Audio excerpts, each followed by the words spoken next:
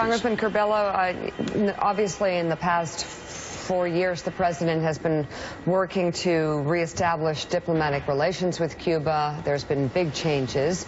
Is there any way to perhaps make an argument for the president's statement? Any strategic reason why he would have left his words so open for interpretation?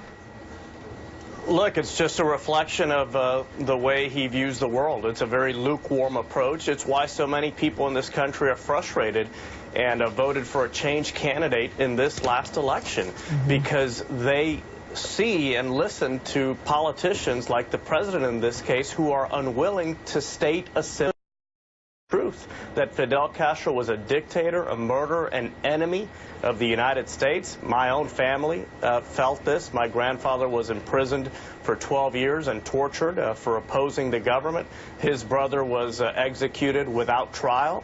I mean, this was the nature of Fidel Castro. This is who he was. Your uncle, and I think sorry, the most important... why was your uncle executed by Fidel Castro?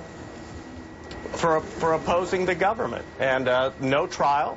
He was just executed with dozens of others. So how do you feel when the Canadian Prime Minister praises this man as a great leader who served his people well for 50 years?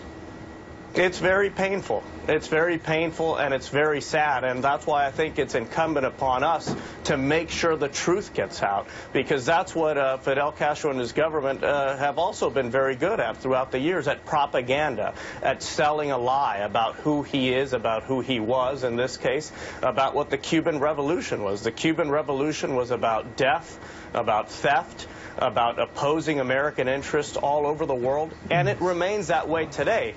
Except that the intellectual author, the inspiration of that revolution, of all that death and destruction, is no longer on the face of the earth, and that certainly brings relief to many of our families. And that's why you see so much celebration in Miami. It's not so much that someone died, but that this psychological, this heavy psychological burden, this cloud, has finally been lifted.